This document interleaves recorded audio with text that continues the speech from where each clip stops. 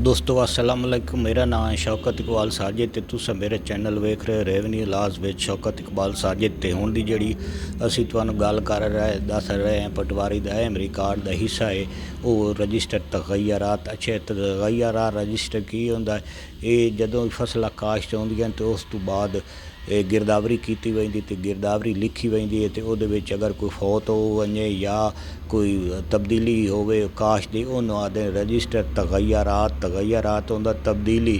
तो पटवारी जिहड़ा है वो रिकार्ड दे विच तब्दीली करके रजिस्टर तगयरात दर्ज करेंदा ते अपने कोल रखदा। जदों ही कोई अफसर पुछे तो दसेंदा कि अस रजिस्टर तगयरात दे विच लिखे होया कि फलां बंदे पिछले साल बरसीन इतना गड्ढे आई तो कणक इतना गड्ढी आई जिहड़ी कि वो फौत हो गया तो उहदे लवाकिन नूं हुण ना किया गया तो वो काश्तकार दे शुमार होंदा। इनू रजिस्टर तगयरात। अगर मेरी वीडियो अच्छी लगे तो मेरे चैनल सबसक्राइब करें दे नाल बैल आई बटन लाजमन दबा ते दोस्तां नूं लाजमन शेयर करो ताकि तुहाडी जिहड़ी मालूमात है महकमा माल दे मुताबिक जट भीरावां दी ओह वधे ते तुहानूं पता लगे कि पटवारी को रिकॉर्ड कितना होता है, किस हद तक पटवारी अपने रिकॉर्ड की हिफाजत करें दे काम किस किस नोयत होंदा है। ते वस्सलाम।